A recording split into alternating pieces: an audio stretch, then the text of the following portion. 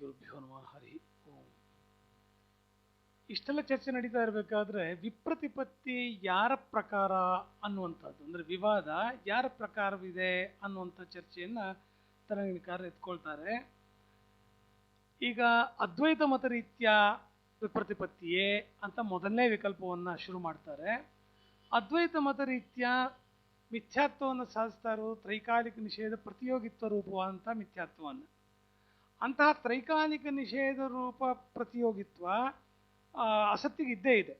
ಆದ್ದರಿಂದ ಬಾಧವೇ ಇಲ್ಲದೆ ಇರುವಾಗ ಮತ್ತೆ ಯಾಕೆ ಅಸದ್ವಿಲಕ್ಷಣತ್ವೇ ಸತಿ ಎನ್ನುವಂಥ ದಳ ಕೊಡಬೇಕಾಯಿತು ಅನ್ನುವ ಪ್ರಶ್ನೆ. ಅಲ್ಲಲ್ಲ, ವಿಪ್ರತಿಪತ್ತಿ ಸ್ವಮತ ರೀತ್ಯ ಅಲ್ಲವೇ ಅಲ್ಲ.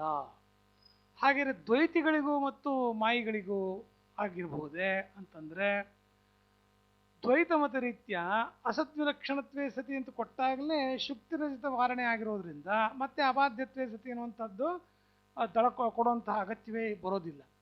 ಆದ್ದರಿಂದ ಈ ವಿಪ್ರತಿಪತ್ತಿ ದ್ವೈತ ಮತ್ತು ಮಾಯಿಗಳಿಗೂ ಆಗ್ಲಿಕ್ಕೆ ಸಾಧ್ಯ ಇಲ್ಲ. ಗೊತ್ತಾಯ್ತಲ್ವಾ? ಯಾಕೆ ಅಂತಂದರೆ ಈ ದೇಹಾತ್ಮಕ್ಕೆ ಸಿದ್ಧಿಸಾದಂಥ ಇತ್ಯಾದಿ ಇಲ್ವಾ ಬರ್ಸ್ಬಿಟ್ಟಿದ್ರಲ್ಲ. ಯಾಕೆ? ಸೊ ಹೀಗಾಗಿ ಅಸದ್ವಿಲಕ್ಷಣತ್ವೇ ಸತಿ ಅನ್ನುವಂತಹ ಅದರಿಂದಲೇ ಶುಕ್ತಿರಹಿತ ವಿದಾಸವಾಗೋದ್ರಿಂದ ಪುನಃ ಮತ್ತೆ ನಾವು ಅಬಾಧ್ಯತ್ವೇ ಸತಿ ಅಂತ ಕೊಡೋದು ಅಗತ್ಯವಿಲ್ಲ ಅಂತ ಅನ್ನೋದು ದ್ವೈತ ಮತ ರೀತ್ಯ. ಆದ್ದರಿಂದ ಮತ್ತು ಹಾಗಾದರೆ ವಿಪ್ರತಿಪತ್ತಿ ಯಾರ್ಯಾರಿಗೆ ಅನ್ನೋ ಪ್ರಶ್ನೆ ಹಾಗೆ ಉಳಿತದೆ. ಅದಕ್ಕೆ ತಾರ್ಕಿಕ ಮತ ರೀತ್ಯ, ಪರಮತ ರೀತ್ಯ ಅಂತ ಹೇಳಬೇಕಾಗ್ತದೆ. ಈ ತಾರ್ಕಿಕ ಮತ ರೀತ್ಯ ಅಂತಂದಾಗ ನಾವು ತಾರ್ಕಿಕ ಮತ ರೀತ್ಯ ಶುಕ್ತಿ ರಜತ ಏನಿದೆ ಅಲ್ಲಿ ಕಾಣ್ತಾ ಇರುವಂತಹ ರಜತ ಆಪಣಸ್ಥ ರಜತ ಅಂತನ್ನೋದು ತಾರ್ಕಿಕ ಮತದ ಪರಿಷ್ಕಾರ. ಆಪಣಸ್ಥ ರಜತ ಹಾಗಿದ್ರೆ ನಿಮಗೆ ಸಿದ್ಧ ಸಾಧನವೋ ಅಂತಂದ್ರೆ ಅಲ್ಲ. ಅಲ್ಲಿ ಹಾಗೆ ಸಿದ್ಧ ಸಾಧನ ಅಂತ ಹೇಳೋದಾದ್ರೆ ಆಕಾಶದಲ್ಲೂ ಸಿದ್ಧ ಸಾಧನ ಅಂತ ಬರಬೇಕಾಗತ್ತೆ. ಯಾಕೆಂದ್ರೆ ಆಕಾಶ ಎಲ್ಲೂ ಇಲ್ಲ ಅಂತನ್ನೋದು ನೈಯಾಯಿಕರ ಮತ ಪ್ರಕ್ರಿಯೆ. ಸೊ ಎಲ್ಲೂ ಇಲ್ಲದ ಆಕಾಶ ತ್ರೈಕಾಲಿಕ ನಿಷೇಧ ಪ್ರತಿಯೋಗಿ ಆಗೇ ಇದೆ, ಅಭಾವಕ್ಕೆ ಪ್ರತಿಯೋಗಿ ಆಗೇ ಇದೆ. ಅಂದಮೇಲೆ ಆಕಾಶ ಸಿದ್ಧ ಸಾಧನವಾಯಿತು. ಅದು ಇಷ್ಟವೋ ಅಂದ್ರೆ ಅಲ್ಲ. ಆದ್ದರಿಂದ ನಾವು ಆ್ಯಕ್ಚುಲಿ ಇಲ್ಲಿ ತಾರ್ಕಿಕ ಮತ ರೀತ್ಯ ಅದನ್ನು ನಿವಾರಣೆ ಮಾಡಲಿಕ್ಕೋಸ್ಕರವಾಗಿ ಪ್ರತಿಪನ್ನೋಪಾದ ಸರ್ವಸ್ಮಿನ್ ಪ್ರತಿಪನ್ನೋಪಾದೋ ತ್ರೈಕಾಲಿಕ ನಿಷೇಧ ಪ್ರತಿಯೋಗಿ ಅಂತಲೇ ಕೊಡಬೇಕಾಗುತ್ತೆ. ಆವಾಗ ಆಪಣಸ್ಥ ರಜತಕ್ಕೆ ಸಿದ್ಧ ಸಾಧನ ಅಂತ ಹೇಳಲಿಕ್ಕೆ ಬರೋದಿಲ್ಲ. ಎಲ್ಲಿ ಕಾಣ್ತಾ ಇದೆಯೋ ಅಲ್ಲಿಯೇ ಅದು ಸಿದ್ಧ ಸಾಧನ ದೋಷಗ್ರಸ್ತವಾಗ್ತದೆ ಅಂತ ಹೇಳಬೇಕಾಗ್ತದೆ. ಹಾಗಾಗಿ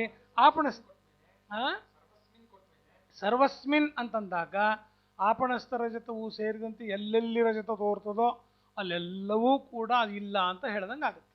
ಆದ್ದರಿಂದ ಸರ್ವಸ್ಮಿನ್ ಮತ್ತು ಪ್ರತಿಪನ್ನೋಪಾದ, ನಾವು ಯಾವ ಉಪಾಧಿಯಲ್ಲಿ ಅದನ್ನು ತೋರ್ತಾ ಇದ್ದೇವೋ ಅಥವಾ ಕಾಣ್ತಾ ಇದ್ದೇವೋ ಅಲ್ಲಿ ಅದು ಇಲ್ಲ ಅಂತ ಸಾಧಿಸೋದಕ್ಕೋಸ್ಕರವೇ ಅದ್ವೈತ ಮತ ಹೊರಟಿರೋದ್ರಿಂದ ಸರ್ವಸ್ಮಿನ್ ಪ್ರತಿಪನ್ನೋಪಾದವ ಅನ್ನುವಂತಹ ಎರಡು ವಿಶೇಷಣಗಳನ್ನು ಈ ಮಿಥ್ಯಾತ್ವ ನಿರ್ವಚನಕ್ಕೆ ಕೊಟ್ಟಾಗ ಈ ಸಿದ್ಧಸಾಧನ ದೋಷ ಪರಿಹಾರವಾಗ್ತದೆ ತಾರ್ಕಿಕ ಮತದಲ್ಲಿಯೂ ಕೂಡ. ಅಂದಮೇಲೆ ಹಾಗಿದ್ರೆ ಇನ್ಯಾರಿಗಿದೆ ವಿಪ್ರತಿಪತ್ತಿ ಎನ್ನುವುದು ಪ್ರಶ್ನೆ. ಯಾರ್ಯಾರ ಮಧ್ಯೆ ವಿಪ್ರತಿಪತ್ತಿ ಇದೆ ಅಂತನ್ನೋದು. ಸೊ ಹಾಗಾಗಿ ದ್ವೈತ ಮಾಯಿಗಳಿಗೂ ಅಲ್ಲ, ತಾರ್ಕಿಕ ಮಾಯಿಗಳಿಗೂ ಇಲ್ಲ, ಮಾಯಿ ಮತದ ಒಳಗೆ ಸ್ವಮತ ರೀತ್ಯಾನೂ ಅಲ್ಲ, ಮತ್ತು ಸಾಧಾರಣವಾಗಿ ಎಲ್ರಿಗೂ ಸೇರಿಸಿ ಅಂತ ಅನ್ನೋದಿದೆಯೋ ಅಂತಂದರೆ ಒಂದೊಂದನ್ನು ಪ್ರತ್ಯೇಕವಾಗಿ ನಿರಾಕರಣೆ ಮಾಡಲಾಗಿರೋದ್ರಿಂದ ಅನೇಕ ವಿಚಾರಗಳು ಅದರಲ್ಲಿ ವಿವಾದಗಳು ಅನೇಕ ಜೊತೆಗೆ ಒಟ್ಟಿಗೆ ವಿವಾದ ಅಸಂಭವ ಆಗಿರೋದ್ರಿಂದ ಈ ವಿಪ್ರತಿಪತ್ತಿ ಅನ್ನೋದೇ ಇಲ್ಲ ಅಂತನ್ನುವಂಥ ಪ್ರಸಂಗ ಬರೋದ್ರಿಂದ, ಮತ್ತು ಅದಲ್ಲದೆ ಭಾಸ್ಕರ ಮತ